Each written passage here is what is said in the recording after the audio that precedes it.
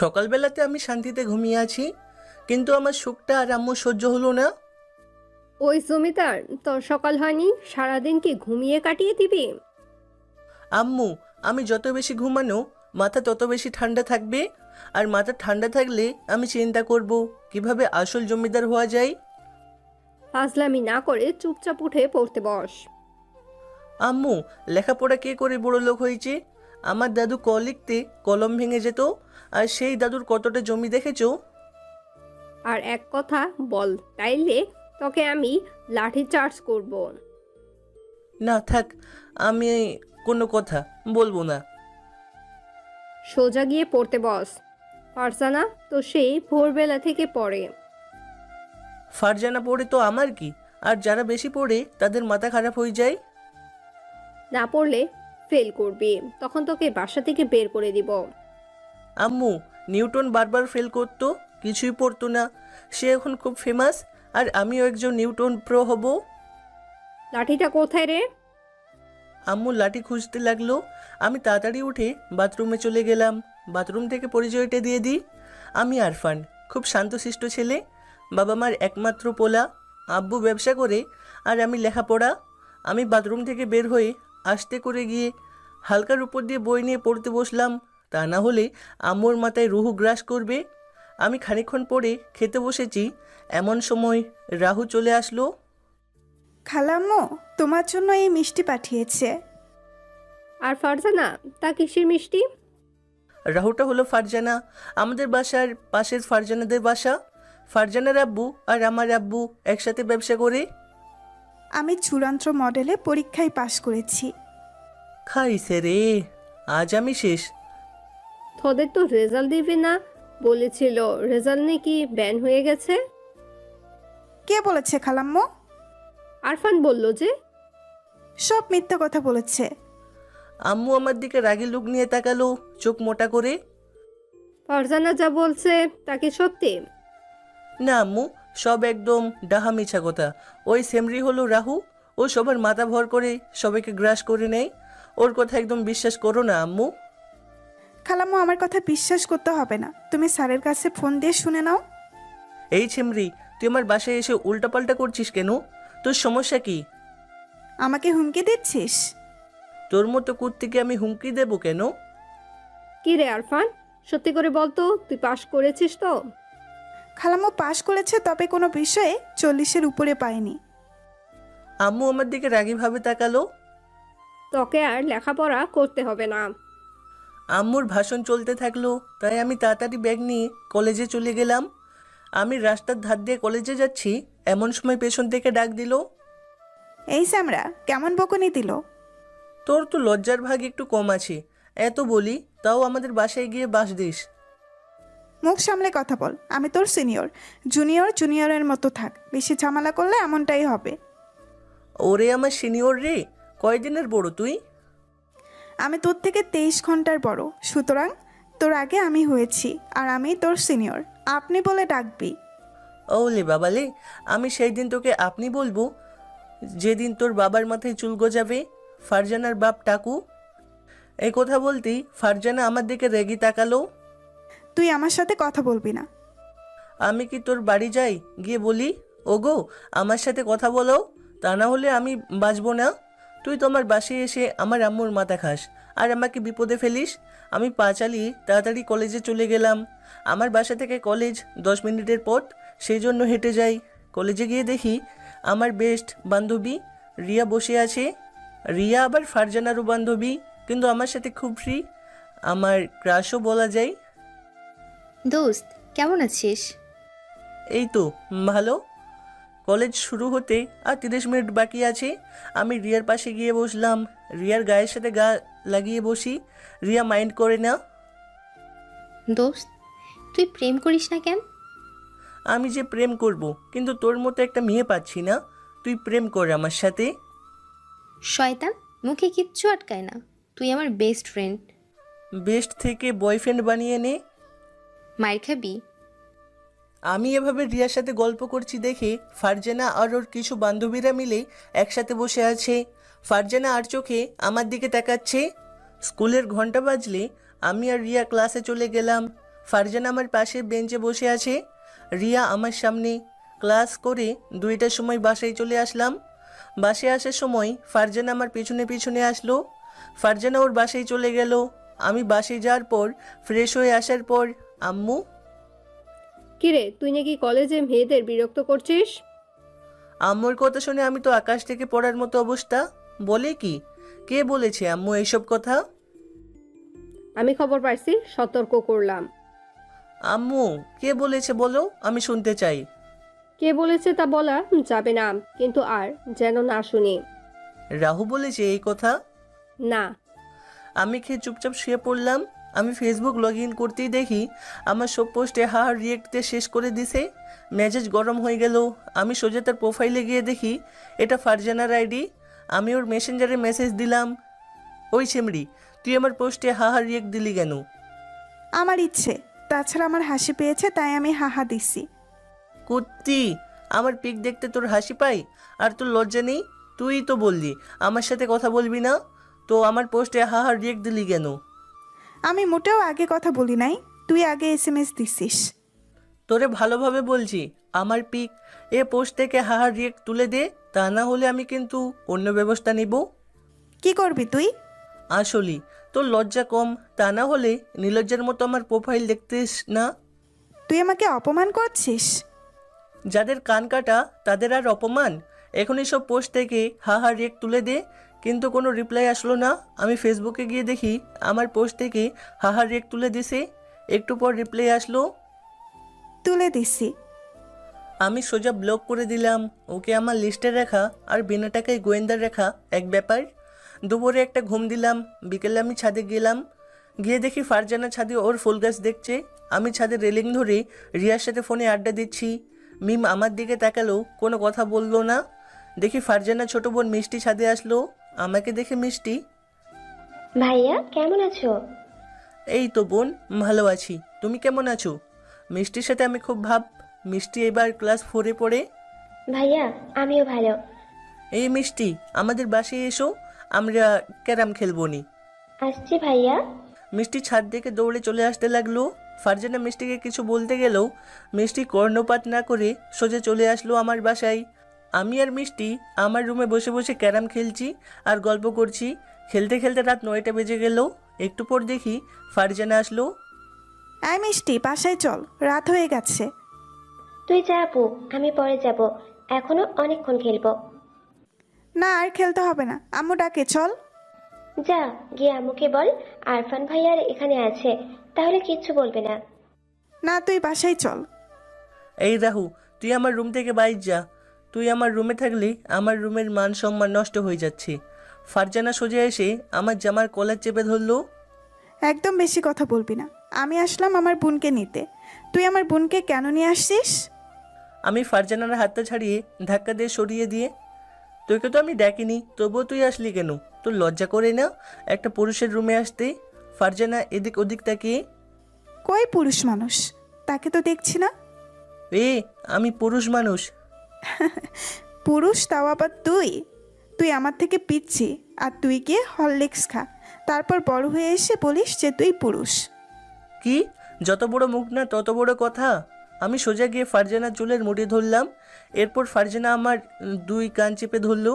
আমি ওরে একটা চাটি দিলেও ও আমাকে 3টে চাটি দিচ্ছে। গায়ে কি জোর রে বাবা! আমি ফারজানার পিঠে খুব জোরে একটা চড় দিলাম। আমাদের মায়ের পিঠ মিষ্টি হাসি মুখ করে তাকিয়ে দেখছে। আম্মু তাড়াতাড়ি এসে আমাদের ছাড়িয়ে নিল। কিরে, তোরা এত বড় হইলি, তবুও এখনো ছেলে মানুষই গেল না, এখনো তোরা মারামারি করছিস। খালাম্মু, তোমার ছেলে আগে আমার গায়ে হাত তুলেছে। আম্মু, ওই কুত্তি প্রথম আমার জামার কলার চেপে ধরেছিল। তুই আমার মুখের উপর কথা বললি কেন? এই কেবে তুই যে তোর মুখের নিচে কথা বলতে হবে? আম্মু না আসলে আজকে তোকে হসপিটালে পাঠিয়ে দিতাম।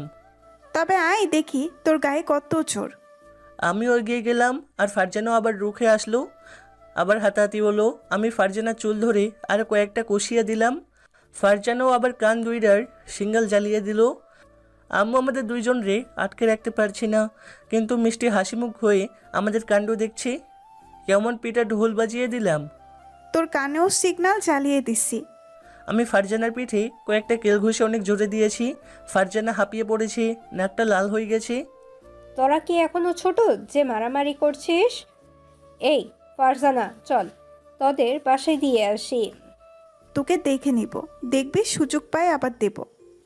আম্মু ফারজানাকে তাড়াতাড়ি নিয়ে চলে গেল। আহ, গায়ে কি জোর!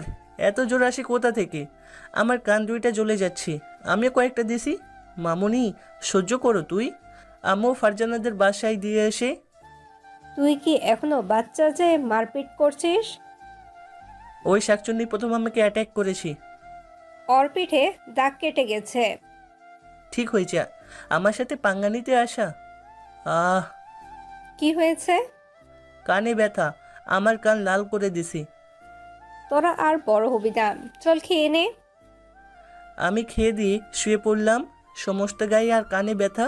পরের দিন সকালে ঘুম থেকে উঠতেই আউচ, সমস্ত গায়ে ব্যথা। শয়তান ছেবড়িটার গায়ে কি জোর! আমার মাথা ব্যথা করেছে। কান দুইটা মনে হয় ও টাকু বাবার সম্পত্তি, যে ইচ্ছা মতো মালিশ করেছে। সেইরাম আমিও সাইজ করে দিছি। আমি সকালে উঠে ফ্রেশ হয়ে নাস্তা করে কলেজে চলে গেলাম। ক্যাম্পাসে ঢোকার সময় দিয়ার সাথে দেখা। হেই আরফান, কি অবস্থা? আর কইস না দোস্ত, দিয়া আমার দিকে ভালোভাবে তাকালো। ওই, তোর কান লাল কেন? আর তোর মুখে চোখে খামচানোর দাগ কেন? কার সাথে মারপিট করেছিস? আর কইস না দোস্ত, একটা মিছি বিড়াল একটানা খেকো শকুন আমার উপর আক্রমণ করেছে।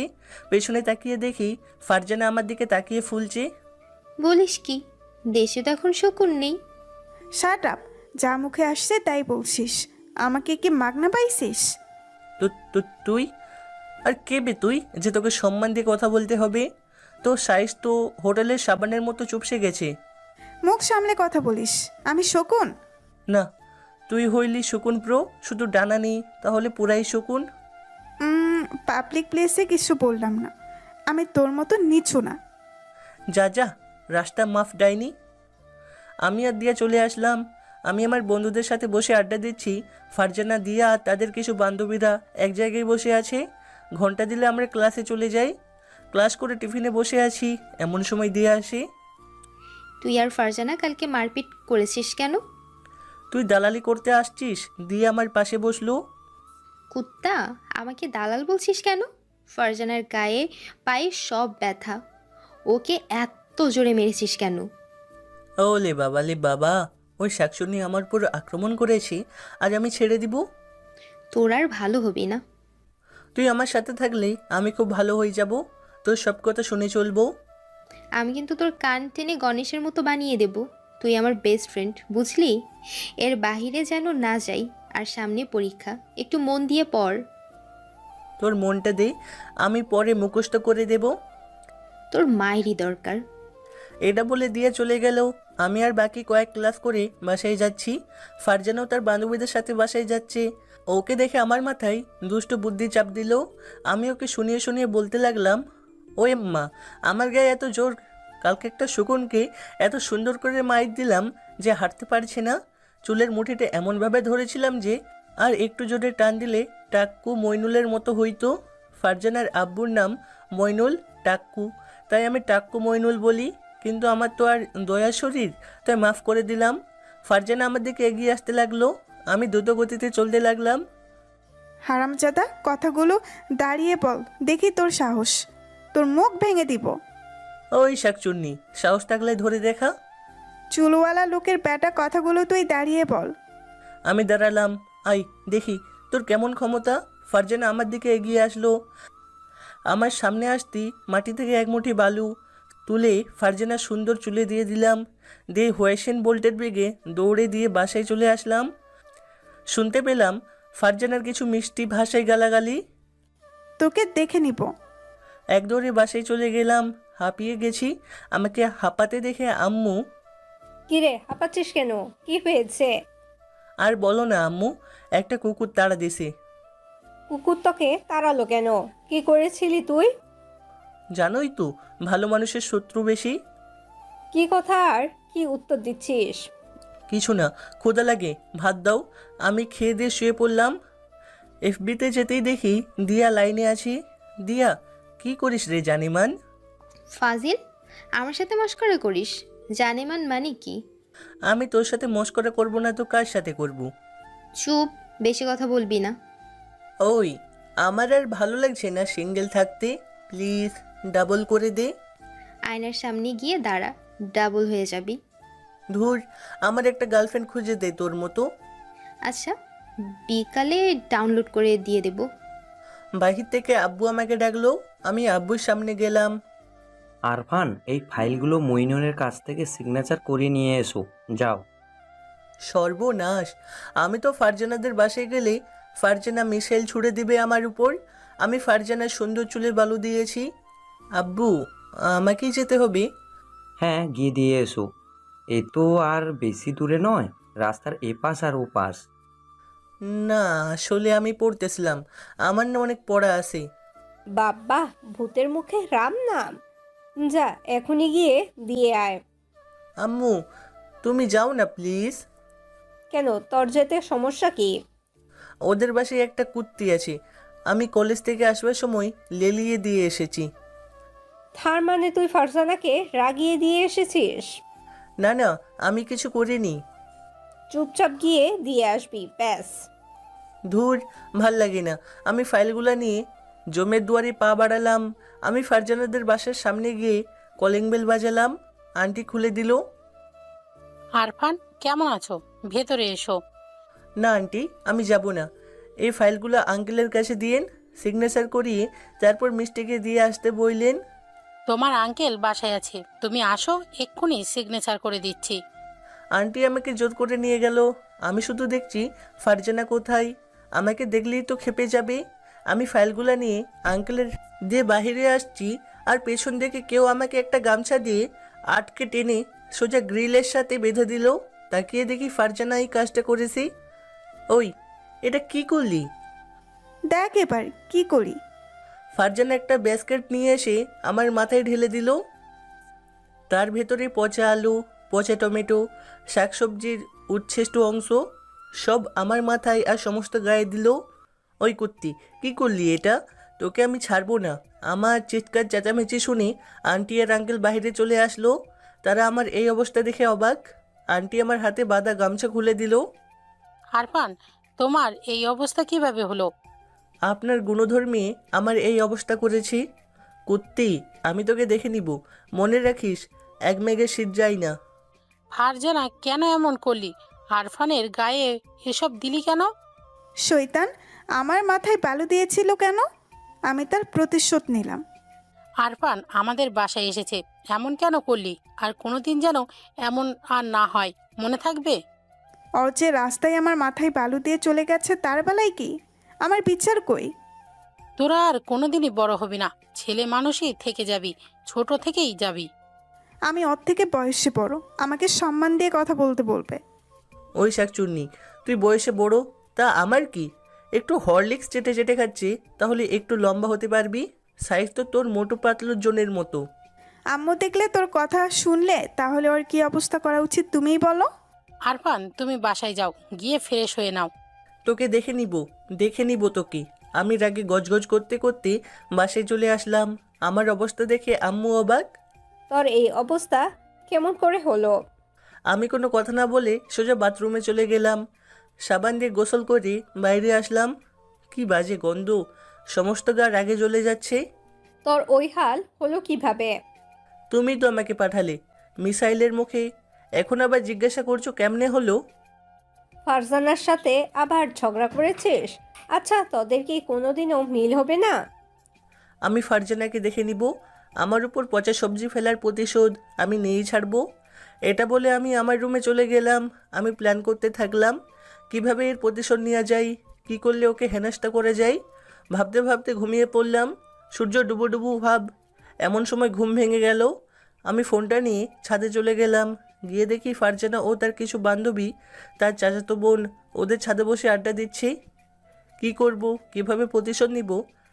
ফারজানা আমাকে দেখে বলে উঠল, কিরে, বলছিলাম না আমি তোর সিনিয়র, আমাকে সম্মান দিয়ে কথা বলবি? শুনলি না তো, দেখ তার ফল কি হয়।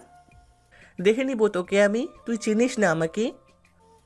আচ্ছা সে দেখা যাক। আর তুই যে কত বড় সাহসী যে আমি জানি রাতে সুসু করতে খালামণিকে ডাকতিস, আর এখনও রাতে কারেন্ট চলে গেলে অন্ধকারকে ভয় পাস, আর আসছিস আমার সাথে পাঙ্গা নিতে। হুম। ওই শাকচুন্নি, তোর কেমন সাহস? আমাদের বাসার সামনে আই না, তুই বাসার বাইরে আই, আমি তোকে দেখে নিব। দেখি তোর কেমন বুকের পাটা। তুই আমাকে চ্যালেঞ্জ করছিস? হ্যাঁ হ্যাঁ, চ্যালেঞ্জ করছি, আয় তোর ক্ষমতা দেখি। আয় তবে, আমি তোর চ্যালেঞ্জ অ্যাকসেপ্ট করলাম, বাইরে আয়। ফারজানা সোজা ছাদ দেখে নিচে গেল, সাথে ফারজানার বান্ধবীরা। আমিও সোজা নিচে চলে আসলাম। আমি একটা স্টিক আর একটা বালতি আর কিছু দড়ি নিলাম নিজের সেফটির জন্য। জানি না ফারজানা কি করে, ও যখন আসবে নিশ্চয়ই তৈরি হয়ে আসবে। আমি ফারজানাদের বাসার সেদের ক্যান্টিনে হুপে একটা বালতিতে পচা কাদা আর পচা পানি রেখে দিলাম। পজিশনে রেডি করে দড়ি টানাটানি দিলেই অ্যাকশন শুরু। স্টিক নিয়ে আমি বাসের সামনে দাঁড়িয়ে আছি। আজ এসপার না হয় ওসপার। সর্বনাশ, ফারজানা তো কামান নিয়ে বের হয়েছে। ফারজানার হাতে একটা পাত্র, যাতে অনেকগুলা পচা ডিম। এই তুই আর একটু সামনে আয়, দেখি তোর ক্ষমতা। ফারজানা ক্যান্টিনের নিচে আসতেই দড়ি টান দিলাম, আর সে পচা কাদা আর পচা পানি ফারজানা ও তার বান্ধবীদের সমস্ত গায়ে গিয়ে পড়ল। বলেছিলাম আমার সাথে লাগতে আসিস না, এখন আমার পৌষ মাস। কুত্তা শয়তান, এইটা তুই কি করলি? ওয়াক থু, কি বাজে গন্ধ। তুই আবার গায়ে ময়লা সবজি ফেলেছিস। কথাই আছে, ইট মারলে পাটকেল খেতে হয়। এতে যদি শিক্ষা হয় তাহলে আর লাগতে আসিস না। আমার কাছে এমন গোপন হাতিয়ার বহুত আছে। যা গিয়ে গোসল করে নে, বাজে গন্ধ ছড়িয়ে পরিবেশ নোংরা করিস না। ফারজানাও তার সাঙ্গ পাঙ্গুরা চলে গেল। যাক বাবা, একটু শান্তি আসলো প্রতিশোধ নিয়ে। আমি বাসায় গিয়ে শুয়ে পড়লাম। কিরে, পড়বি না? শুয়ে আছিস কেন? কালকে কলেজ ছুটি, আর ফাউকাজে পড়ে পড়ার অপচয় করার কোনো মানেই হয় না। জানো না, অপচয়কারী সন্তানের ভাই। তোর সাথে কথাই আর পারবো না। আমি শুয়ে আছি শান্তিতে। আহা, আমার উপর ময়লা সবজি ফেলা, আমার কান টানার প্রতিশোধ নিয়ে নিলাম। আমি ফোনটা হাতে নিয়ে ফেসবুক ঘোরাঘুরি করছি। একটাও গার্লফ্রেন্ড নেই, থাকলে তার সাথে একটু ইটিস পিটিস করতাম। মেসেঞ্জারে গিয়ে দেখি দিয়া লাইনে একটা মেসেজ দিলাম, ওই মেরা ক্রাশ। আমি তোর ক্রাশ নাকি? তোকে পেলে সারা জীবন রাজরানী করে রাখতাম। হবি তুই আমার। মাইট দেবো? এই দিয়া, আমি তো প্রেম করি না, আর তুইও করিস না। চল না প্রেম করি। তুই পাগল হলি নাকি? তোর ওই মায়াবী চেহারাতে আমি পাগল হয়ে গেছি। আচ্ছা, আমার সাথে প্রেম করতে অসুবিধা কি তোর? রাত হয়েছে, ঘুমা। বেশি রাত জাগিস না, শরীর খারাপ করবে। দিয়া অফলাইন হয়ে গেল। আমি ডাটা অফ করে ঘুমিয়ে পড়লাম। সকালে ঘুম ভাঙলে বাইরে গিয়ে দেখি ফারজানা, ওর আব্বু আম্মু, মিষ্টি সবাই বসে আছে। ওরা যা বললো তা শুনে আমার তো লাড্ডু ফুটছে। সকালে ঘুম থেকে উঠে বাইরে এসে দেখি ফারজানা ও পরিবারের সবাই বসে আছে। এত সকালে কী জন্য বসে আছে তা জিজ্ঞাসা করলে। আসলে মইনুল ব্যবসার জন্য একটি দেশের বাইরে যাবে। এটা একটা ট্যুর, কিন্তু ফারজানার পরীক্ষার জন্য আমাদের বাসায় ফারজানা কয়েকদিন থাকবে। না, আমি হোস্টেলে থাকবো, কিন্তু আমি ওর সাথে থাকবো না। আমি তোকে সুযোগ পেলে খুন করে ফেলবো। আমার গায়ে পচা কাদা ফেলার মজা বুঝিয়ে দেব। তোর এখনও তো আক্কেল হয়নি, আমার সাথে লাগতে আসলে খবর করে ছেড়ে দেব। আরফান, ফারজানা আমাদের বাসায় যে কয়েকদিন থাকবে, যদি ওর সাথে কোনো বেয়াদবি করিস তাহলে আমার হাত কিন্তু কথা বলবে। কথাটা সিরিয়াসলি নিস। আরফান, কয়েকটা দিন একটু ঝগড়া করিস না। ফারজানা, তুই যেন কোনো ঝগড়া করিস না। ওরে বলে দাও যেন আমার নামে কোনো কথা না বলে। আরফান, কিছু বললে আমাকে বলবা, তারপর আমি সব কিছু ঠিক করে দেব। তুই তাহলে আমার সামনে আসবি না? মইনুল ভাইয়া, আপনারা যান, আমি তো এদের সামলে নেব। অতএব তারা চলে গেল শাকচুন্নিকে রেখে। আমার সাথে লাগতে আসলে আমি সাইজ করে ছেড়ে দিব। আমি তো সুযোগ খুঁজি কিভাবে ফারজানাকে হেনস্থা করা যায়। সকালে খেয়ে চলে গেলাম আড্ডা দিতে। আমি দুপুরে বাড়ি আসলাম, গোসল করে শুয়ে আছি। দিয়াকে ফোন দিলাম। ওই দিয়া, কি করিস? শুয়ে আছি। তুই? এই তো আমিও শুয়ে আছি। আজকে কলেজ বন্ধ, তাই তোকে দেখি নাই, সেই জন্য ফোন দিলাম। তোর সাথে কথা না বললে আমার আবার কেমন কেমন লাগে। খাইছিস দুপুরে? না, তুই? কি, এত বেলা হয়ে গেছে আর তুই খাসনি কেন? ব্যস্ত খেয়ে নে, না খেলে শরীর খারাপ করবে। আমাকে এত কেয়ার করিস, তা বলিস না কেন যে তুইও তো আমার মতো ভালোবাসিস? কেন, ভালো না বাসলে কি খোঁজ নেওয়া যাবে না? আর তাছাড়া তুই আমার বেস্ট ফ্রেন্ড। ভালোবাসলি দেখ, আমি খুব সুখে রাখতাম তোকে। কথা না বলে গিয়ে খেয়ে নে। এটা বলে দিয়া ফোনটা কেটে দিল। ক্ষুধাও লেগেছে, তাই খেতে চলে গেলাম। আমি আম্মুকে বললাম, আম্মু ক্ষুধা পেয়েছে, খেতে দাও। টেবিলে দেওয়া আছে, খেয়ে নে। একটু আমার মাথা ব্যথা করছে, আমি শুয়ে পড়লাম। খুব ব্যথা করেছে নাকি আম্মু? আরে পাগল না, একটু শুলেই ঠিক হয়ে যাবে, তুই গিয়ে খেয়ে নে। আমি গিয়ে ভাত নিয়ে গোস্ত দিয়ে মাখিয়ে খেয়ে নিলাম। আহ, কি ঝাল! খুব ঝাল লাগছে, সহ্য করতে পারছি না। গোস্ততে এত ঝাল আসলো কিভাবে? পানি খাচ্ছি, তাও কাজ হচ্ছে না। প্রচণ্ড ঝাল, মাথা ব্যথা করছি, চোখ দিয়ে পানি চলে আসছে ঝালের কারণে। দেখি ফারজানা দরজার গায়ে হেলান দিয়ে হাসতেছে। পচা কাতা আমার গায়ে হাত দিবি? তার মানে এই কাজটা ফারজানার? ওই গোস্ততে ঝাল দিয়েছে। আমি ঝাল সহ্য করতে পারছি না, পাগলের মতো লাফালাফি করছি। ফারজানা হাসতেছে, প্রচণ্ড রাগ হলো। ঝাল সহ্য করতে না পেরে আমি সোজা গিয়ে ফারজানার ঠোঁটের সাথে নিজের ঠোঁট এক করে দিলাম। ঝালের কারণে নিজের উপর নিজেরই কোনো কন্ট্রোল নাই। আমি ফারজানার মুখ চেপে ধরে ফারজানার ঠোঁট চুষতে লাগলাম। ঝালের কারণে মাথা ব্যথা করছে, প্রায় 2 মিনিট পর ছেড়ে দিলাম। এই কি, এটা আমি কি করলাম? তবে আর ঝাল লাগছে না। ফারজানা তো মাথা নিচু করে আছে। এই 2 মিনিট কি হয়ে গেল আমি বিশ্বাস করতে পারছি না। আমি সোজা আমার রুমে গিয়ে দরজা লাগিয়ে দিয়ে ভাবতে লাগলাম, আমি এটা কি করলাম? নিজেকে নিজের উপর নিয়ন্ত্রণ করতে পারলাম না। আমি ঝাল সহ্য করতে পারি না, ঝালের কারণে আমি আমার নিয়ন্ত্রণ হারিয়ে ফেলেছি। আমি তো এটা করতে চাইনি, কি হতে গিয়ে কি হয়ে গেল? ফারজানাকে কেন কিস করলাম? এবার ওর সামনে মুখ দেখাবো কিভাবে? আর ফারজানা যদি সবার সাথে বলে দেয় তাহলে সবাই আমাকে খারাপ ভাববে। ওহো, কি করলাম এটা আমি? আমি তো ফারজানার সামনেও যেতে লজ্জা পাবো। আর ফারজানাও যে কি মনে করেছে কে জানে। আমি কি ফারজানাকে গিয়ে সরি বলবো? যাই, গিয়ে মাফ চেয়ে নিই। এই কাজটা তো করা উচিত হয়নি। আমি ফারজানার রুমের দিকে গেলাম, গিয়ে দেখি ফারজানা বালিশে মুখ গুজে কান্না করছে। ফারজানা হয়তো খুব কষ্ট পেয়েছে। আমি ফারজানার পেছনে গিয়ে দাঁড়ালাম। দেখ ফারজানা, যেটা হয়েছে সেটা একটা অ্যাক্সিডেন্ট, প্লিজ মাফ করে দিস। আমি এমনটা করতে চাইনি। আমি ঝাল সহ্য করতে পারি না, তার জন্য এমনটা করে ফেলেছি। চাইলে তুই আমাকে থাপ্পড় দিতে পারিস, তবুও প্লিজ কারোর সাথে বলিস না। ফারজানা ফুপিয়ে কান্না করছে। যতই হোক, বাঙালি নারী লজ্জা তার ভূষণ। দেখ, যেটা হয়েছে সেটা ভুলে যা, আমাকে মাফ করে দে। ফারজানা উঠে সোজা আমার গালে ঠাস ঠাস করে 4-5টা চড় মারলো। আরও 10টা থাপ্পড় দে, তোর যতক্ষণ ইচ্ছা আমাকে মার, তবুও মাফ করে দে। আর কারোর সাথে বলিস না। আমার সাথে তুই এটা কি করলি? তোকে আমি কোনো দিন ক্ষমা করব না। তুই এটা ইচ্ছে করে করেছিস। বিশ্বাস কর, আমি ইচ্ছা করে করি নাই। আমি ঝাল সহ্য করতে পারি না। ঝালের কারণে আমি নিজের ওপর কন্ট্রোল হারিয়ে এটা করে ফেলেছি। প্লিজ মাফ করে দে, আর কাউকে বলিস না। চলে যা আমার সামনে থেকে, আমি তোর মুখ দেখতে চাই না। তুই এটা ইচ্ছে করেই করেছিস। তুই আমার সামনে আসিস না। যদি তোর সামনে না আসি তাহলে তুই মাফ করে দিবি, আর কারোর সাথে কিছু বলবি না তো? চলে যা আমার সামনে থেকে, আসিস না কোনো দিন আমার সামনে। আমাকে একা থাকতে দে। তুই তাহলে আমাকে মাফ করে দিয়েছিস তো বল? দূর হয়ে যা আমার সামনে থেকে, আসিস না আমার সামনে প্লিজ। ক্ষমা করে দিস, আমি অমনটা করতে চাইনি। আমি সোজা ছাদে চলে এলাম। কী থেকে কী যে হয়ে গেল, আমি তো এটা করতে চাইনি। এটা নিয়তি। যাই হোক, আমি ফারজানাকে বিরক্ত করব না। এমনিতে দেখি কান্না করেছি। এসব ভাবতে ভাবতে সন্ধ্যা হয়ে গেছে। ধুর, কেন যে কেসটা করতে গেছি। আর আমারও বা কী দোষ ছিল? আমি ঝাল সহ্য করতে পারি না। প্রচণ্ড ঝালের কারণে কন্ট্রোল হারিয়ে ফেলেছি আমার নিজের উপর থেকে। আর যেটা হয়েছে তা থেকে ফারজানা আমাকে অন্য চোখে দেখবে। রাতে না খেয়ে শুয়ে পড়লাম। দুপুরে সেই ঘটনার পর থেকে সব কিছু উল্টাপাল্টা হয়ে গেছে। ভিতরটা তিলে তিলে শেষ হয়ে যাচ্ছি। আমি খুব তাড়াতাড়ি উঠে কলেজে চলে গেলাম। কলেজে গিয়ে ক্যাম্পাসের একদম সাইডে বসে আছি, আশেপাশে কেউ নেই। কালকের ঘটনাটি আমার জীবনকে এলোমেলো করে দিল। আমি ছোট থেকে ফারজানার সাথে ঝগড়া করেছি, কিন্তু কখনো কোনো অশ্লীল কাজ বা কোনো কটু কথা বলি নাই।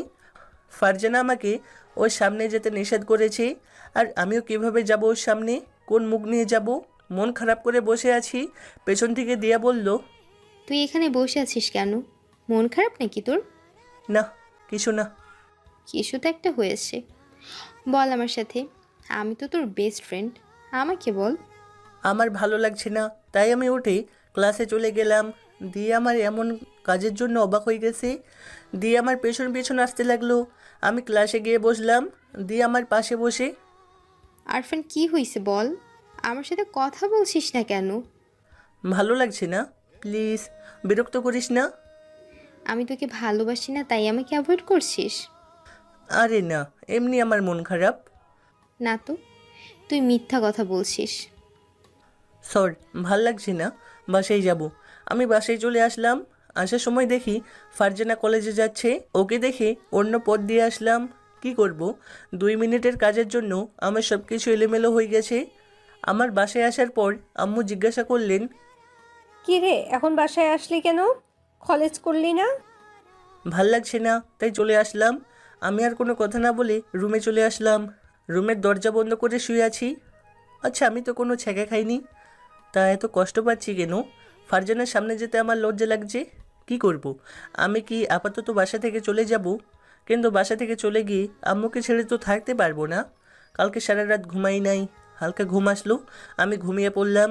ঘুম থেকে উঠে দেখি 3টা বাজে। আমি গোসল করে কিছু খেয়ে নিলাম। ফারজানা তাহলে নিশ্চিত কলেজে থেকে বাসায় চলে এসেছি। আমি ছাদে গিয়ে বসে আছি, নির্বাক নয়নে তাকিয়ে আছি আকাশবাণী। আচমকা কেউ ছাদে আসলো। তাকিয়ে দেখি ফারজানা ছাদে আসলো। আমি মাথা নিচু করে ফারজানার সামনে থেকে চলে আসলাম। পিছনে তাকানোর মতো সম্মানটুকু হারিয়ে ফেলেছি। আমি রুমে গিয়ে বসে আছি।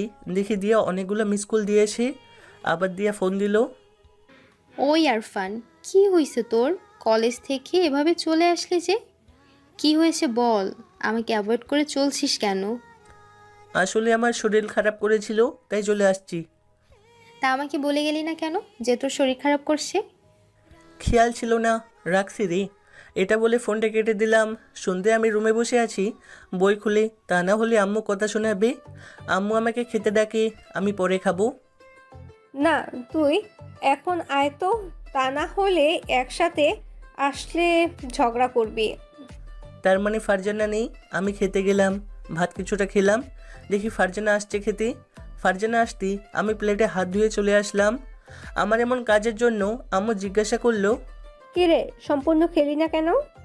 খোদা নেই তাই। আসলে ফারজানা চলে এসেছে, তাই ফারজানার সামনে আমার থাকতে লজ্জা করছে। কোন মুখে থাকবো ফারজানার সামনে? আমার চলে আসা দেখে ফারজানা কিছুটা হলেও অবাক হয়েছে। আমি রুমে শুয়ে আছি, পুরাতন কথা ভাবতে ভাবতে ঘুমিয়ে পড়লাম। সকালে ঘুম ভাঙতে আমি ফ্রেশ হয়ে নিচে কলেজের জন্য রওনা দিলাম।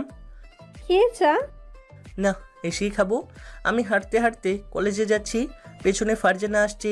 আমি ফারজানাকে দেখে আরও জোরে হাঁটতে লাগলাম। আজকে সোজা ক্লাসে গিয়ে বসলাম। আজ 2 দিন আমার হাসিটা দূরে চলে গেছে। ক্লাস শুরু হলে দেখি ফারজানা আমার সোজাসুজি বেঞ্চে বসে আছে। আমি মন খারাপ করে ক্লাস করছি। দিয়ে আমাকে জিজ্ঞাসা করলেও আমি কোনো উত্তর দিইনি। ফারজানা আমার দিকে বেশ কয়েকবার তাকালেও আমি তাকাইনি। টিফিনে আমি ক্লাসের বারান্দায় দাঁড়িয়ে আছি। পেছন থেকে কেউ আমার ঘাড়ে হাত রাখলো। কি রে, সত্যি কথা বল, তোর কি হয়েছে? না তো, কিছু না। আমি তোকে ভালোবাসি না তাই মন খারাপ? না। হ্যাঁ যে, প্লিজ মন খারাপ করিস না। প্রয়োজনে আমি তোকে ভালোবাসবো, তবুও মন খারাপ করিস না। তার মানে? ভালোবাসবো তোকে, এইভাবে মুখ গোমরা করে থাকলে কিন্তু ভালোবাসবো না। তুই আমাকে ভালোবাসিস? কেন, তুই বুঝতে পারিস না? তা বলিসনি কেন? কেন তুই বুঝে নিতে পারিস না? আমার মন খারাপ, তাই ভালোবাসিস না তো মন ভালো করার জন্য? না, আমি সত্যি বলছি তোকে ভালোবাসি। তাহলে আমাকে ছুঁয়ে বল। ভালোবাসি। আমার ক্যান্টিনে তাই বলছিস? এবার একটু হাসি দে, আজ 2 দিন তোকে হাসতে দেখি না। যাক, দিয়া তার মনের কথাটা বলে দিল। আমি দিয়ার সাথে আরও কিছুক্ষণ কথা বলে ক্লাস করে বাসায় চলে আসলাম। বাসায় এসে ফ্রেশ হয়ে রুমে শুয়ে আছি। তখন আমার রুমে ফারজানা আসলো। ফারজানা আসতেই আমি মাথা নিচু করে চলে যেতে লাগলাম। কি আমার থেকে দূরে থাকছিস? আর ঝগড়া তো দূরেরই কথা, কথাই বলছিস না কেন? আমি উত্তর না দিয়ে চলে যেতে লাগলাম। ফারজানা পেছন থেকে আমার গেঞ্জি টান দিল। উত্তর না দিয়ে চলে যাচ্ছিস? না, ছাড়, ভাল লাগছে না। কিরে, রেগে আছিস? না না, রেগে নি, প্লিজ ছেড়ে দে, ভালো লাগছে না। তাহলে আর ঝগড়া করছিস না কেন? আমি ফারজানাকে ছাড়িয়ে চলে গেলাম। ছাদে দাঁড়িয়ে আছি, তখন ফারজানা আবার ছাদে আসলো। আমি আবার ছাদ থেকে নিচে চলে গেলাম। ফারজানা অবাক হয়ে যাচ্ছে, কিন্তু আমি তো রেগে নি। ফারজানার সামনে গিয়ে দাঁড়াতে আমার নিজেরই লজ্জা করছে। নিজের কাছে নিজেকেই খারাপ লাগছে। আমি রাতে খেয়ে দিয়ার সাথে কিছু কথা বলে শুয়ে পড়লাম। আমি যখন দিয়ার সাথে কথা বলছি, তখন দেখি ফারজানা দরজার সামনে দাঁড়িয়ে শুনছিল। আমি ফারজানার সাথে কথা বলছি না, ঝগড়া মারামারি করছি না, এটা আম্মু খেয়াল করলো। এভাবে 1 সপ্তাহ পার হয়ে গেল। ফারজানা আমাকে ডাকলেন, নিজেদের কাছে নিজেরই লজ্জা লাগে, তাই ফারজানার সামনে যাই না। সকালে ঘুম থেকে উঠে দেখি আমাদের বাসায় ফারজানার আব্বু আম্মু আসছে।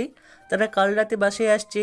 ফারজানা সেখানে আছে দেখি আমি চলে যেতে লাগলাম, কিন্তু আম্মু আমাকে ডাকলো। আরফান, এখানে আয়।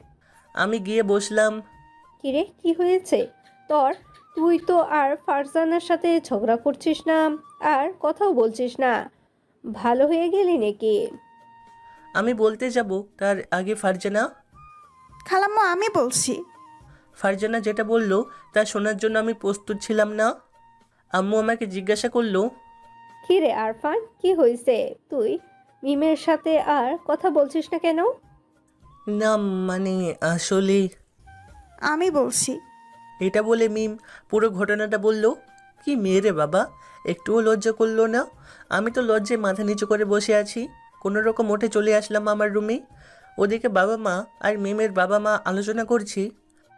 এরা তো সবসময় মারপিট ঝগড়া করে, কিন্তু ভুলবশত করেছে, সেজন্য আরফান অনুতপ্ত। আমি আরফানকে যতদূর জানি সে তো এমন ছিল না, তাই বলছিলাম কি আপনি যদি রাজি থাকেন তাহলে এদের বিয়ে দিলে কেমন হয়? সেটা তো খুব ভালো কথা, কিন্তু 2টা সিংহকে একসাথে রাখলে তো আরও 5টা লোক লাগবে তাদের দমিয়ে রাখার জন্য। দেখা যাক কি করে তারা, কিন্তু মারামারি ওরা করবেই, কোনো মাপ নেই। এরা যেন সাপে আর নেউলে, কোনোদিনই মিল হলো না। তাহলে মিম কি রাজি হবে এ বিয়েতে? আমার মেয়ে আমাদের কথার অবাধ্য হবে না। তাহলে তো হয়ে গেল। তাহলে একটা শুভ দিন দেখে বিয়ে দিন ঠিক করা যাক। এইসব কথা মিম মাথা নিচু করে শুনছি। আমি রুমে দরজা লাগিয়ে দিয়ে বসে আছি। এখন আব্বু আম্মুর সামনে যাব কিভাবে? শয়তান ছিমড়ি, এটা কি করলো?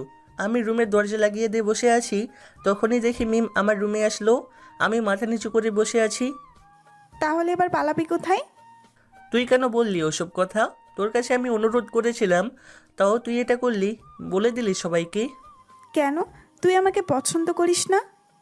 না, পছন্দ করিস না তাহলে আমাকে কেন করলি? ওটা একটা অ্যাক্সিডেন্ট ছিল, আর আমি তার জন্য তোর কাছে ক্ষমা চাইছিলাম। অত সহজে তোকে ক্ষমা তো করবো না। সারা জীবন তোর মাথায় কাঁঠাল ভেঙে খাবো, ভূতের মতো তোর পেছনে লেগে থাকবো, তাড়ালেও যাব না। কিরে, তাড়িয়ে দিবি নাকি? শোন, আমি সেদিনের জন্য তোর কাছে আমি হাত জোড় করে ক্ষমা চাইছি। যা আমার সামনে থেকে। এখন যাচ্ছি, তবে তোর গলায় আমাকে ঝুলিয়ে দেওয়া হবে, তখন দেখি কোথায় যেতে বলিস। মানে? সেটা তোর আম্মুর কাছ থেকে শুনে নিস। এটা বলে মিম চলে গেল।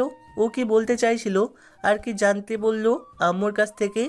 আমি আম্মুর কাছে গিয়ে জিজ্ঞাসা করলাম, আম্মু, মিম কি শুনতে বলল? কেন, ও তোকে বলে নাই? কি বলবে? তোর বিয়ে দিব মিমের সাথে। এটা শুনে আমি ফ্লোরে বসে পড়লাম।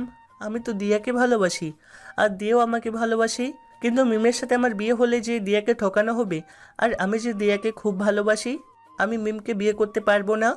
সেটা আমি কি জানি? তোর পাপা বিয়ের জন্য প্রস্তুতি নিতে বলেছে।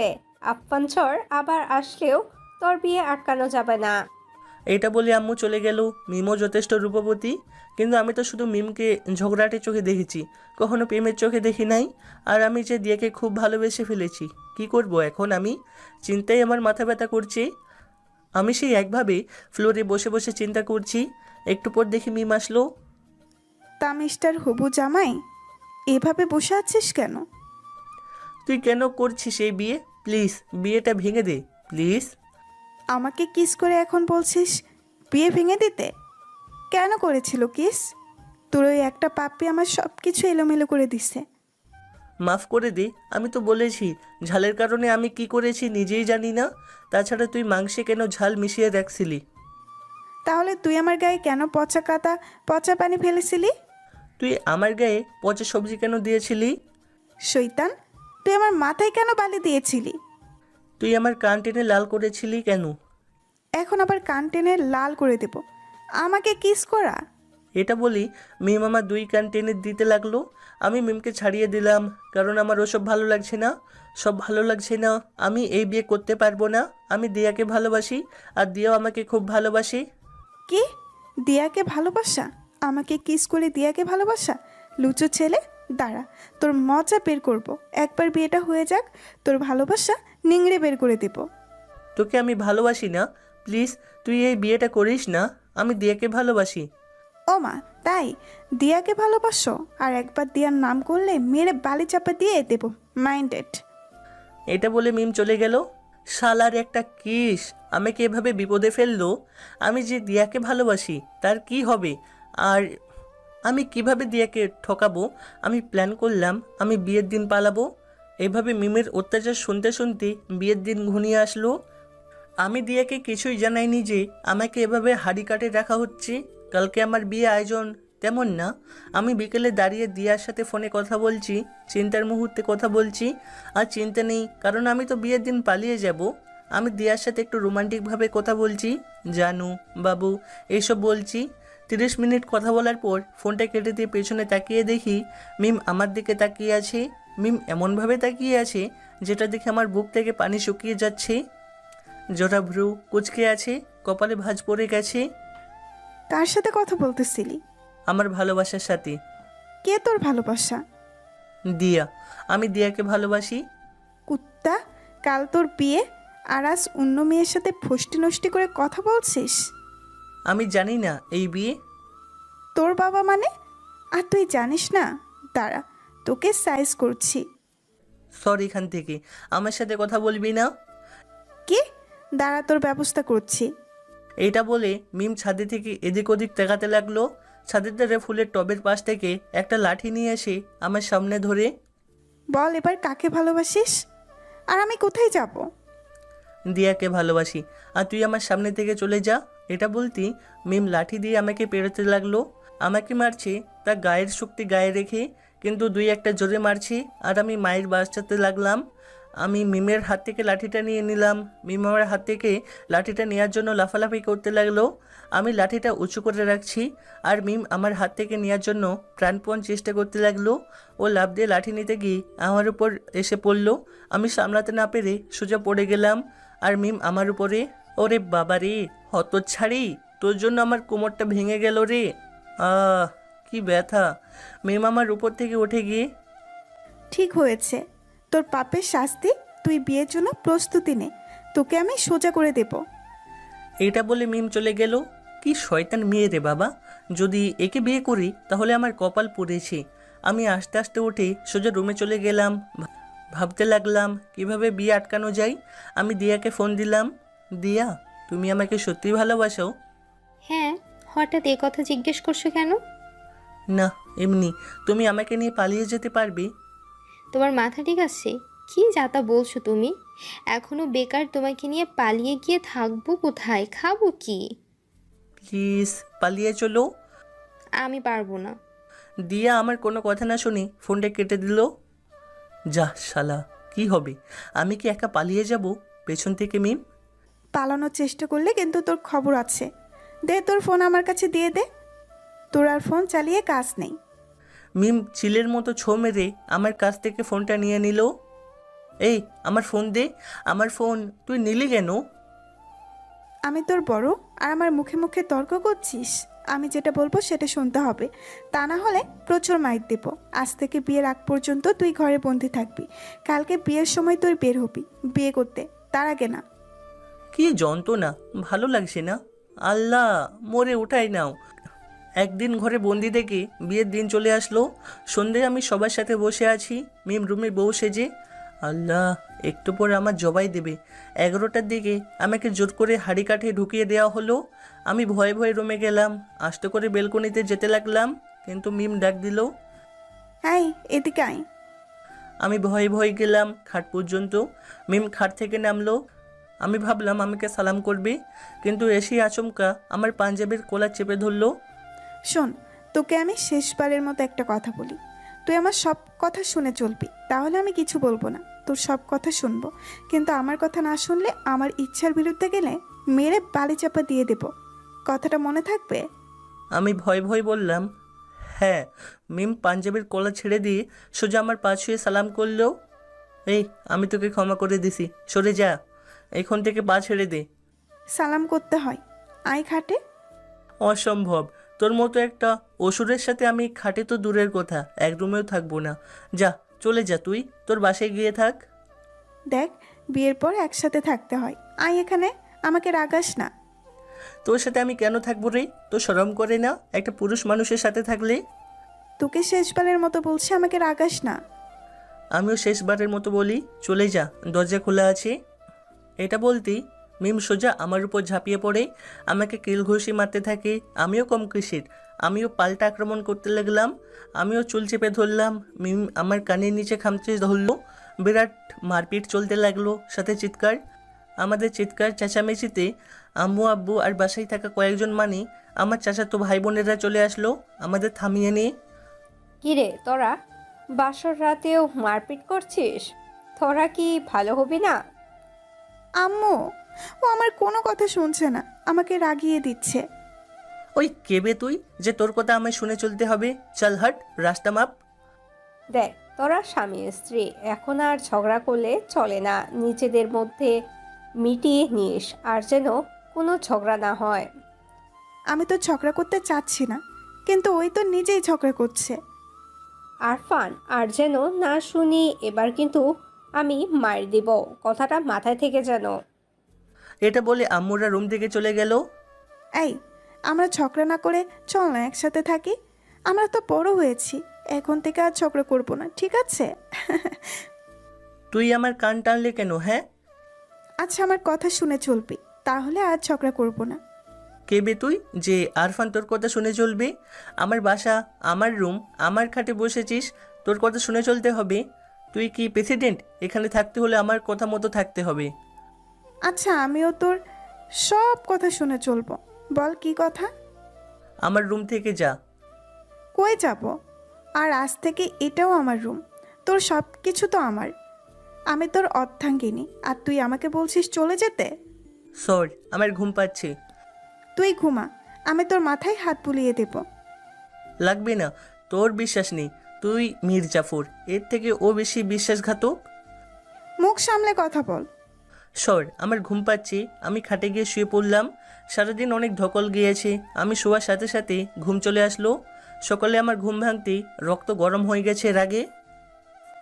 সকালে ঘুম থেকে উঠে দেখি মিম আমার বুকের উপর শুয়ে আছে, একদম নিষ্পাপ শিশুর মতো শুয়ে আছে, বাচ্চাদের মতো করে। কিন্তু আমার মাথায় শনি চাপ দিল, আমি এক ধাক্কায় খাট থেকে ফেলে দিলাম। শাকচুন্নি, তুই সারা রাত আমার উপর ভর করেছিলি। মিম ভয় পেয়ে গেছে, ও খানিকটা চমকে গেছে। শাকচুন্নি, পেতনি, ডাইনি, তুই আমার উপর কেন শুয়েছিলি? আমার 8 ফিট লম্বা খাটে কি আর কোনো জায়গা ছিল না?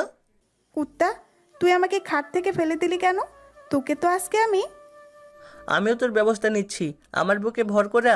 মিম সোজা লাফ দিয়ে উঠে খাটে এসে আমাকে শুইয়ে দিয়ে আমার বুকের উপর বসে 2 হাত দিয়ে আমার গলা চেপে ধরে আছে। আমাকে ঘুমন্ত অবস্থায় ধাক্কা দিয়ে খাট থেকে ফেলে দেওয়া, তোকে আজকে জমের বাড়ি পাঠিয়ে দেব।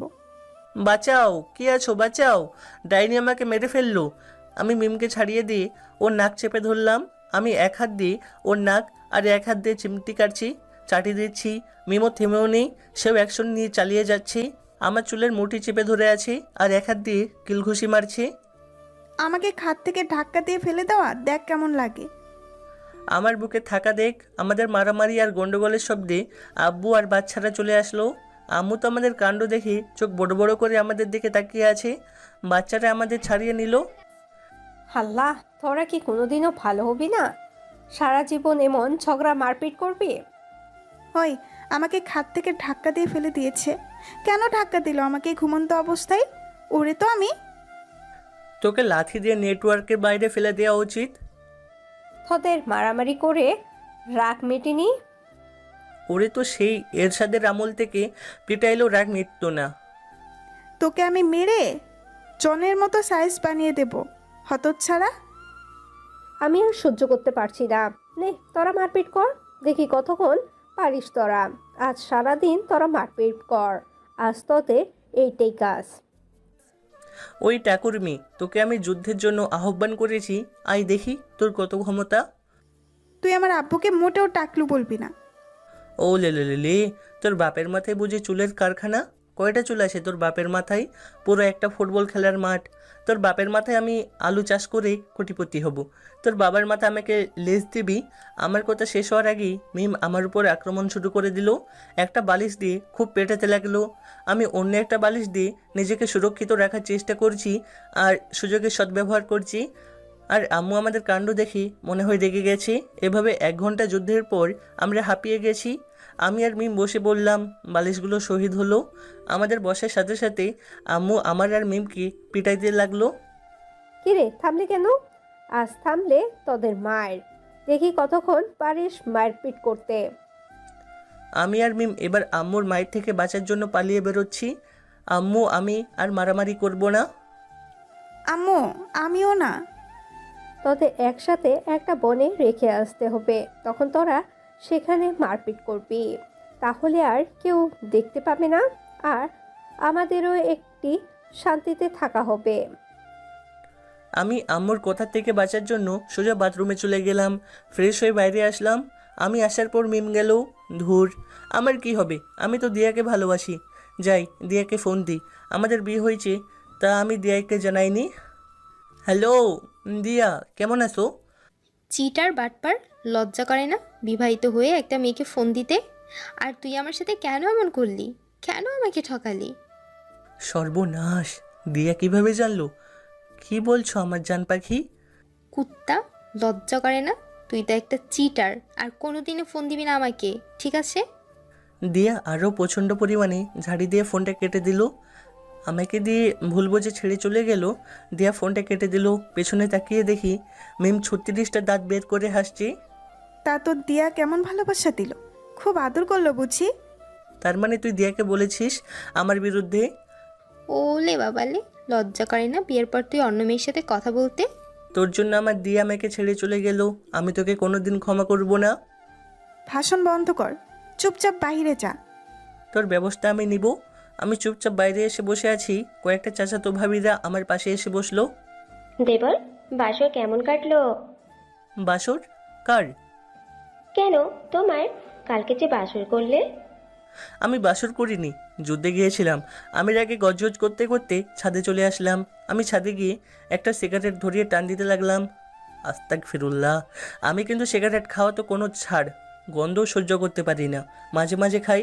ছাদে গিয়ে লুকিয়ে সিগারেট খেয়ে নিচে চলে আসলাম। আসার পর মেহমানদের আপ্যায়ন করতে করতে দুপুর হয়ে গেল। আমি রুমে শুয়ে আছি, এমন সময় মিম আমার রুমে আসলো। ওই সরে যা, আমি ঘুমাবো। তোর কথা মতো আমার চলতে হবে নাকি? তাই চলতে হবে। আমি যদি বলি উঠতে তো উঠতে হবে, বসতে বললে বসতে হবে। মেরে পেছন লাল করে দিব। তোর ফোনে একটা ভিডিও গেছে, ভিডিও ফুটেজ দেখে তারপর আমার সাথে কথা বল। আমি ফোনটা নিয়ে ভিডিও দেখি, চোখ দুটো ছানা বড়া হয়ে গেল। এই, এটা তুই কি করলি? ডিলিট করে দে প্লিজ। চান্দু, তোমার নাকে দড়ি দিয়ে ঘোরানোর একটাই সুযোগ আমি পেয়েছি, হাতছাড়া করি কিভাবে বলো? প্লিজ কাউকে দেখাস না।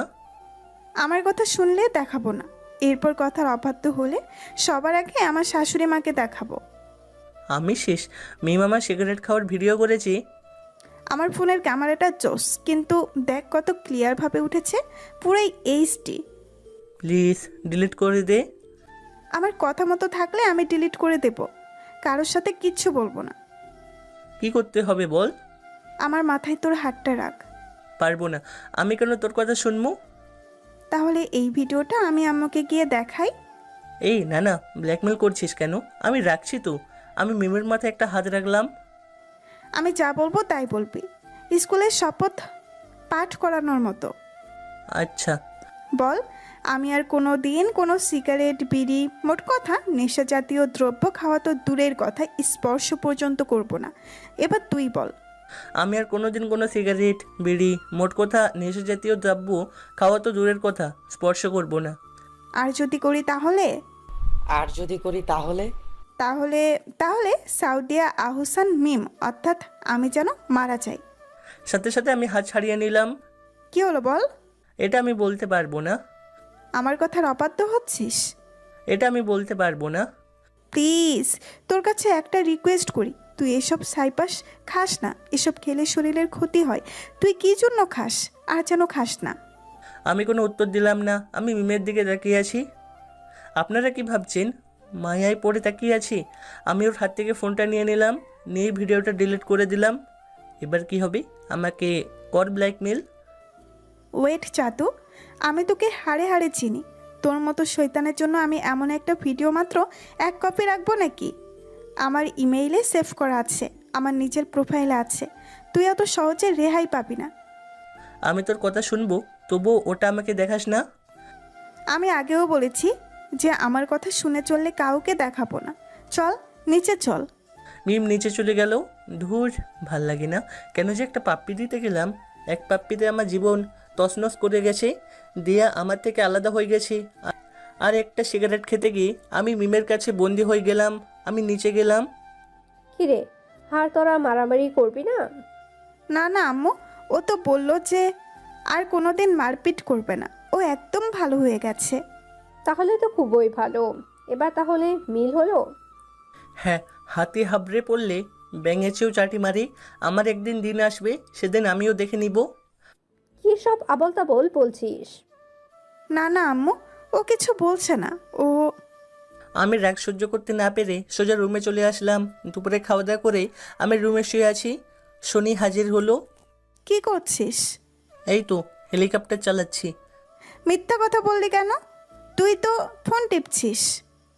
দেখতেই তো পাচ্ছিস, তা আবার জিজ্ঞাসা করছিস কেন? কি মুখে মুখে তর্ক? সর, আমি ঘুমাবো। আমি খাট থেকে নেমে গেলাম। কই যাচ্ছিস? নিচে যাচ্ছি। কেন? আমি ঘুমাবো আর তুই নিচে যাচ্ছিস কেন? তুমি ঘুমাবে, তা আমার কি? আমার মাথা ব্যথা করছে, মাথা টিপে দিবি? তোর বাপ আমাকে চাকর রেখেছে তোর মাথা টিপে দেওয়ার জন্য, বল। আচ্ছা যা। আম্মু, সর, টিপে দিচ্ছি। তোরা আসলেই বাঙালি, সোজা কথা বুঝিস না। এভাবে ব্ল্যাকমেল করছিস, আমারও দিন আসবে। চুপচাপ টিপে দে। প্রচুর মাথা ব্যথা করছে, ভালোভাবে টেপ। আমি একটা সুযোগ পাই তোর ব্যবস্থা করব। 10 মিনিট ওর মাথা টিপে দিলাম। আমি বিকেলে আড্ডা দিতে চলে গেলাম। আমি সারা বিকেল আড্ডা দিয়ে রাত 11টার সময় বাসায় আসলাম। আজ একটু দেরি হয়ে গেছে। বাসে এসে তো আমি ভয় লাল হয়ে গেছি। মিম দাঁড়িয়ে আছে, তার হাতে একটা লাঠি। মিম রেগে আগুন হয়ে গেছে। মিম লাঠিটা নিয়ে আমাকে পিটাইতে যাবে, আর আমার সব কথা শুনতে হবে, তারপর যা ইচ্ছা তাই করবি। তুই এত রাত পর্যন্ত বাইরে আছিলি কেন? না মানে আসলে, কি বলছিস? আরে কি বলবো ভেবেই তো পাই না। বল, এত রাত পর্যন্ত বাইরে ছিলি কেন? আসলে আমার একটা বন্ধু আছে না, সে মোটা করে, সে অ্যাক্সিডেন্ট করেছে, তাই হাসপাতালে গিয়েছিলাম রক্ত দিতে। ডাহা মিছা কথা বললাম। এটা বলতেই মিম লাঠিটা ফেলে দিল। তা সে সুস্থ আছে তো? পুরাই সুস্থ। মানে এখন পুরাই সুস্থ। আমি যখন খেতে শুতে যাব তখন হলো আরেক ঝামেলা। রাতে শুতে গিয়ে হলো ঝামেলা। আমি খাটের সাইডে ঘেঁষে শুয়ে পড়লাম, কিন্তু মিম রুমে এসে, এই এভাবে শুয়ে আছিস কেন? পড়ে যাবি তো, খাটের মাঝখানে আয়। না, এভাবেই ভালো, আমি এমন করেই থাকবো। তোকে বলছি না যে মুখে মুখে তর্ক করবি না, আমি যেটা বলবো সেটাই শুনতে হবে। ভিডিওর কথা ভুলে গেছিস নাকি?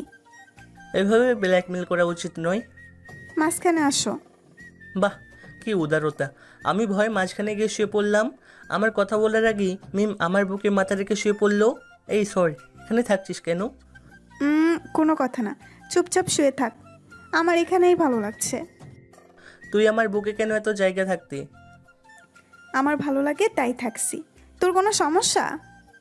হ্যাঁ, সমস্যা। কিছু করার নাই, আমি যতদিন বেঁচে থাকবো এখানেই থাকবো। কোনো নড়াচড়া করবি না, শুধুই শুয়ে থাক, আর কোনো কথা বলবি না। ধুর, ভাল লাগে না। আর একটা কথা, সকালে যদি দেখি আমি খাটে বা অন্য জায়গায় শুয়ে আছি, তাহলে কিন্তু ঘুম থেকে উঠে যেন আমি তোর বুকে ঠিক এইভাবেই শুয়ে আছি। মিম আমার বুকে গুড়ি মেরে শুয়ে আছে। আমাকে ব্ল্যাকমেল করে এসব করছে। আমি একটা সুযোগ পাই, একটু একটু ভালো লাগছে, এমন কিউট একটা মেয়ে আমার বুকে। কিন্তু মিম তো আমার শত্রু। আমিও ঘুমিয়ে পড়লাম। সকালে ঘুম থেকে উঠে দেখি মিম সেইভাবে বাচ্চাদের মতো করে শুয়ে আছে, চুলগুলো এলোমেলো হয়ে আছে, আর কিছুটা চুল মুখের উপরে এসে পড়েছে। এত রাগী আর কুস্তিগিরি একটা মেয়ে, এত কিউট। আমি তো মিমকে সরিয়েও দিতে পারছি না। আমাকে ব্ল্যাকমেল করে এসব করছে। আমি চুপচাপ শুয়ে আছি। 10 মিনিট পর মিমের ঘুম ভেঙে গেল। শুভ সকাল। অশুভ সকাল। তুই তো আমার উপর বিরক্ত হচ্ছিস বল। না না, মোটেও না, খুব শান্তিতে আছি। জানিস, আগে তোকে দেখলে আমার খুব রাগ হতো, আমি সহ্য করতে পারতাম না। কিন্তু যেদিন তুই আমাকে কিস করেছিলি সেদিন থেকে সব এলোমেলো হয়ে গেছে। আমি সেদিন সারা রাত ঘুমাইনি, শুধু তোর কথাতে ভেবেছি। জানিস, যখন পাপ্পিটা দিয়েছিলি তখন আমার একটা অন্যরকম অনুভূতি হয়েছিল যে আমি বলে বুঝাতে পারবো না।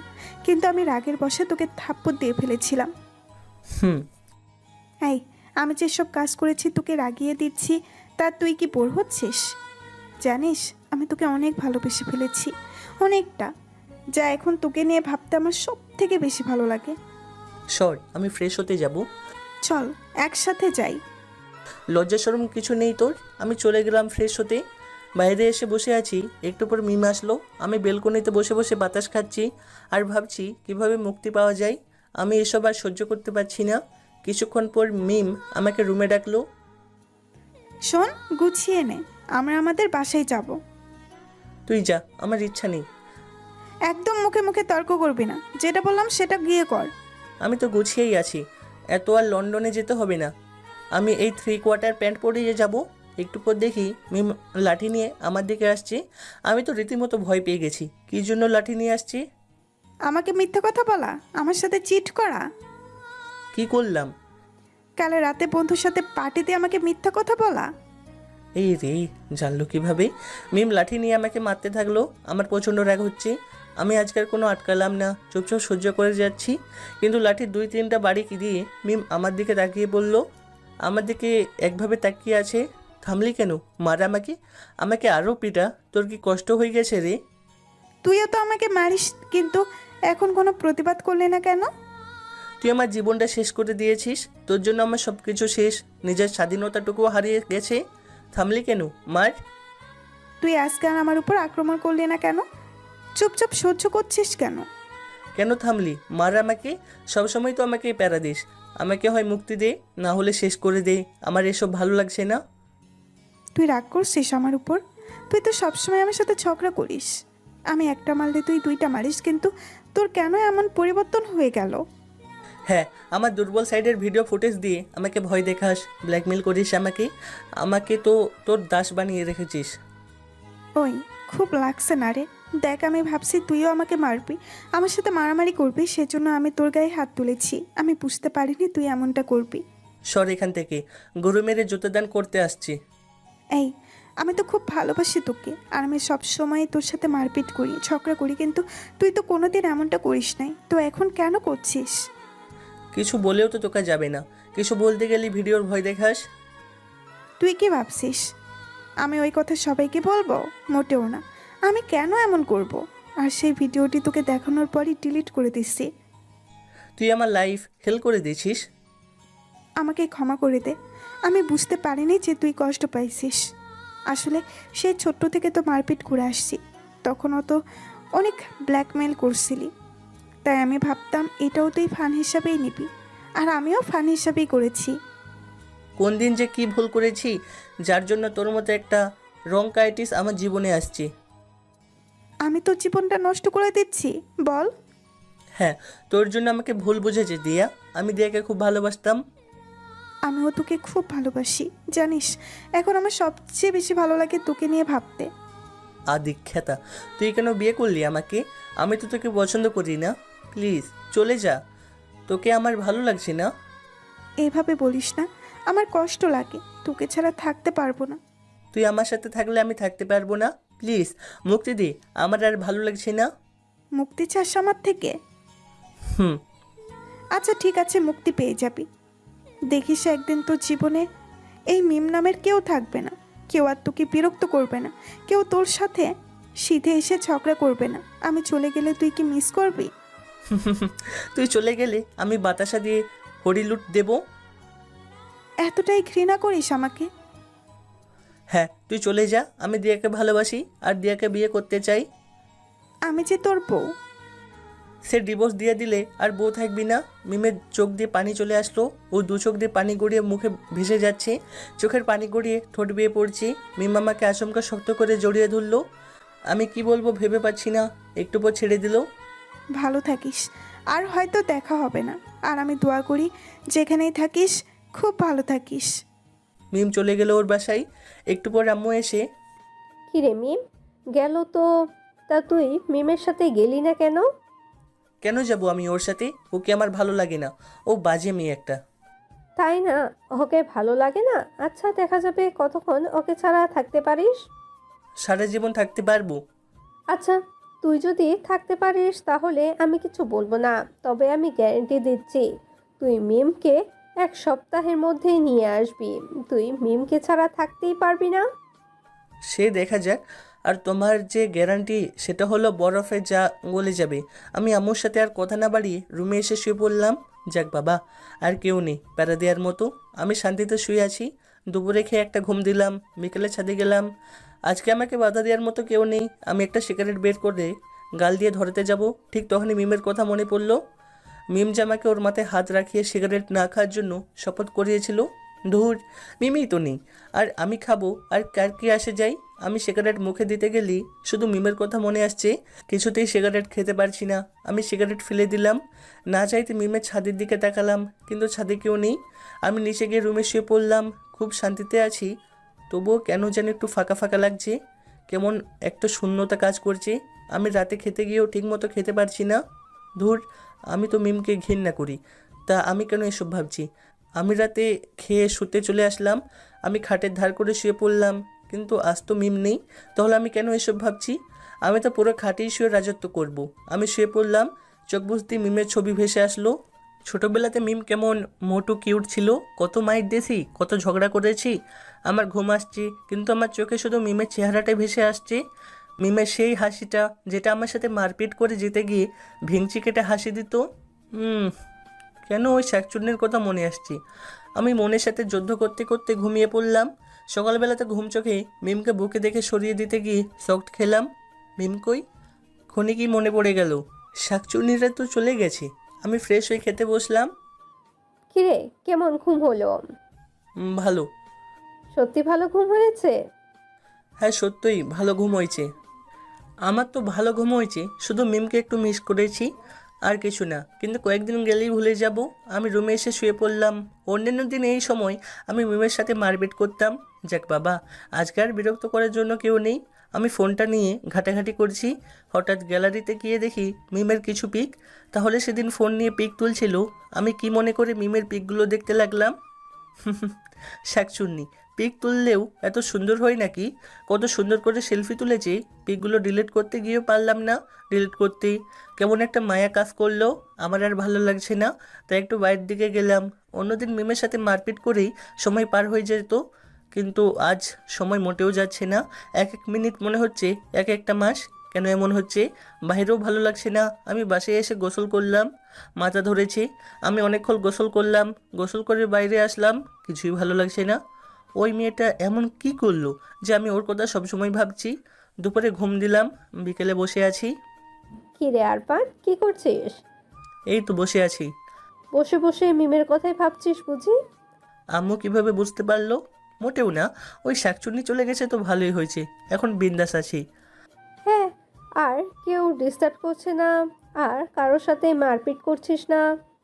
আমি আর কোনো কথা না বলে সোজা চলে গেলাম ছাদে। এভাবে 3 দিন পার করলাম। এই 3 দিন আমার সবচেয়ে খারাপ সময় গেছে। আমার মনে পড়ে না যে মিমকে ছাড়া 3 দিন কাটিয়েছি। সেই ছোট থেকে একসাথে আছি, খুব ঝগড়া করেছি, খুব মারপিট করেছি, কিন্তু আজকাল মারপিট করতে পারছি না।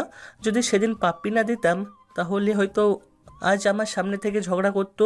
কিন্তু ওই তো বললো যে আমাকে ভালোবাসে, তা আমাকে ছেড়ে কিভাবে আছে? আমি তো ওকে ভালোবাসি না, তাই আমার থাকতে কষ্ট হচ্ছে। আর ওই আমাকে ভালোবাসে, আমাকে ছেড়ে আছে। আমি সন্ধ্যে শুয়ে আছি। এই কয়দিন আমি আর কলেজে যাইনি, শুয়ে শুয়ে মেমের কথা ভাবছি। কিন্তু কীভাবে জানি না আমার চোখ দিয়ে নিজের অজান্তেই চোখে পানি চলে এসেছে। পানি চোখ দিয়ে বালিশে পড়ছে, তা আমার খেয়াল নেই। আম্মু আমার রুমে আসলো, সেদিকে খেয়াল নেই। আরফান, তুই কান্না করছিস কেন? কি হয়েছে? কই কান্না করছি? আমি কেন কান্না করব? তোর চোখে পানি কেন? জানি না আম্মু, চোখে হঠাৎ পানি চলে আসলো, কিন্তু আমি কান্না করছি না। আমি জানি এটা হলো কাউকে মিস করার কান্না, কাউকে হারিয়ে ফেলার কান্না। আমি তোকে এই কয়েকদিন খেয়াল করেছি, তুই ভালো নেই, তুই অনেকটা মনমরা হয়ে গিয়েছিস। কেন আম্মু? আমার আর কিছু ভালো লাগে না, কারোর কথা খুব মনে পড়ে। আমি তো আগে বলেছিলাম যে তুই মিমকে ছাড়া এক সপ্তাহ ভালো থাকতে পারবি না, কিন্তু এক সপ্তাহ তো হলোই না, তার আগে থেকে তুই তাকে মিস করছিস। সত্যি আম্মু, শুধু ওই শাকচুন্নির কথা মনে আসে। কেন আসে আম্মু? তুই মিমকে ভালোবাসিস তাই মনে আছে।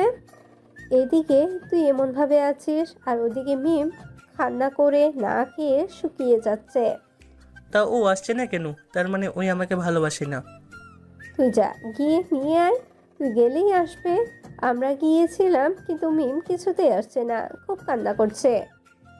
আম্মু চলে গেল, আমি শুয়ে আছি। আচ্ছা, আমি যে দিয়ার সাথে প্রেম করেছিলাম, কিন্তু দিয়া চলে গেলে আমার তো এত কষ্ট হয়নি, কিন্তু মিম চলে গেলে সব কিছু কেন এমন এলোমেলো হয়ে গেছে। আজকে যেন মিমকে বেশি মিস করছি। মিমও ওদিকে কান্না করে যাচ্ছে, আমিও মিমকে খুব ভালোবেসে ফেলেছি। আমি তো মিমকে ছাড়া থাকতে পারছি না, খুব মিস করছি মিমকে। মিমের সাথে মারামারি করা, ওর গায়ে ময়লা দেওয়া, ওকে রাগিয়ে দিয়ে দৌড় দেওয়া। আজকে মিম নেই, তাহলে আমি কার সাথে এগুলো করব? মিম, তুই কোথায়? এসব ভাবতে ভাবতে কখন যে ঘুমিয়ে পড়েছি নিজেই জানি না। হঠাৎ যেন দেখছি মিম অ্যাক্সিডেন্ট করেছি। আমি মিম বলে চিৎকার দিয়ে উঠলাম। আমি মিমকে নিয়ে অত খারাপ স্বপ্ন কেন দেখলাম? আমি ঘড়ির দিকে তাকিয়ে দেখি 12:30 বাজে। মিমের কিছু হয়নি তো? কেন তো বাজে স্বপ্ন দেখলাম? মিমের কিছু হয়নি তো? কেন এমন স্বপ্ন দেখলাম? আমি সোজা উঠে গিয়ে চলে গেলাম মিমেদের বাসার সামনে। এত রাতে কলিং বেল বাজালাম, কিন্তু কেউ দরজা খুললো না, সবাই ঘুমিয়ে আছে। বেশ খানিকটা সময় পর আন্টি দরজা খুলে আমাকে দেখে রীতিমতো ভয় পেয়ে গেছি। আরফান, তুমি এত রাতে? মিম কোথায়? কেন, মিমের রুমে আছে। আচ্ছা, আপনি রুমে যান, আমি যাচ্ছি। আমি দৌড়ে মিমের রুমের সামনে গেলাম। আমি দরজাতে ঘা দিতে লাগলাম, একভাবে দরজাতে ঘা দিচ্ছি। মিমের ঘুম ভেঙে গেল। ও বলল, আম্মু, এত রাতে কি হয়েছে? দরজা নক করছো কেন? মিম উঠে যেই দরজা খুলে দিল, আমি সোজা গিয়ে মিমকে জড়িয়ে ধরলাম। আমি খুব শক্ত করে জড়িয়ে ধরে আছি। মিম রীতিমতো খুব ভয় পেয়ে গেল। মিম অবাক হয়ে গেল আমাকে এখানে দেখে। মিম আমাকে ছাড়ানোর চেষ্টা করতে লাগলো। তুই এখানে কেন? ছাড় আমাকে। তোর কিছু হয়নি তো? তুই ঠিক আছিস তো? আমার কি হবে? ছাড় আমাকে, আমি ঠিক আছি। আমি এখনো মিমকে জড়িয়ে ধরে আছি। মিম আমাকে ছাড়িয়ে নিল। তুই কেন আসছিস এত রাতে? আর আমার এখানে আসছিস কেন? যা, তোর দিয়ার কাছে যা, তুই তো দিয়াকে ভালোবাসিস। আমাকে ক্ষমা করে দে। দেখ, আমি তোকে ছাড়া ভালো নেই রে। আমার ভিতরটা কুড়ে কুড়ে খাচ্ছে। তোর শূন্যতা আমি আর থাকতে পারছি না। আমাকে তো বের করে দিয়েছিলি, তা আবার কেন আসছিস? আমি বুঝতে পারিনি, প্লিজ আমায় ক্ষমা করে দে। তুই এত রাতে আসলি কেন? আর তোর মুখে চোখের এই অবস্থা কেন? বাহিরটা মিম এমন হয়ে গেছে, কিন্তু ভেতরটা তো পড়ে গেছে। জানিস মিম, আমি এই কয়েকদিন ঠিকমতো ঘুমাইতে পারি নাই। শুধু তোর কথা মনে পড়েছি, খুব মিস করেছি তোকে। শুধু ইচ্ছা করতো দৌড়ে গিয়ে তোর সাথে ঝগড়া করি, কিন্তু তা আমি পারলাম না। এতই যখন ভালোবাসিস তা বের করে দিলি কেন? আর কেন বললি ডিভোর্স দিবি? চল তুই আমার সাথে। না, যাব না, আমি তোর সাথে থাকবো না। আমি যদি তোকে না পাই, তাহলে আমি নিজেকে শেষ করে দিব। কেমন লাগছে দেখেছিস কষ্ট? খুব কষ্ট হচ্ছে তাই না? ঠিকমতো খাস না, ঘুমাস না। তুই আমার লাইফে আয়, দেখি সব কিছু আবার নতুন করে শুরু করব। তোকে যে আমি আর ভালোবাসবো না, চলে যা। আমি মাথা নিচু করে চলে আসতে যাচ্ছিলাম, কিন্তু মিম আমার হাত টেনে ধরে আমাকে ওর কাছে নিয়ে বুকে কেল ঘুষি মারতে লাগলো। কুত্তা, তুই এমন কেন? আমি চলে এসেছি, তা আমাকে কেন নিতে আসলি না? আর এত দেরি করলি কেন? আসছি তোর নিতে। এই, আমি তোর বউ, আমাকে তুই শাসন করবি, কথা না শুনলে মাইর দিবি, পরে আবার বুকে টেনে নিবি, কিন্তু তা না করে তুইও কেন রাগ করে দূরে থেকে নিজেকে কষ্ট দিচ্ছিলি? এসব কথা কে বললো? আম্মু বলেছে। খুব ভালোবাসি তোকে। আমিও যে তোমাকে খুব ভালোবাসি। আমাকে তুমি করে বলছিস কেন? আমার বন্যা তুমি, তাই তুমি করে বলছি। তুমিও তুমি করে বলো। আচ্ছা চল বাসায় যাই। না, কালকে যাব, এখন এখানেই থাকবো। আচ্ছা ঠিক আছে। আচ্ছা আমি কি পাপ্পি দিতে পারি? আমি তো তোমার বউ, তুমি যা ইচ্ছা তাই করতে পারো। আচ্ছা তাই বুঝি। আমি মিমের মুখটা ধরে আলতো করে ঠোঁটে একটা চুমু দিলাম। মিম কেঁপে আমাকে জড়িয়ে ধরলো খুব শক্ত করে।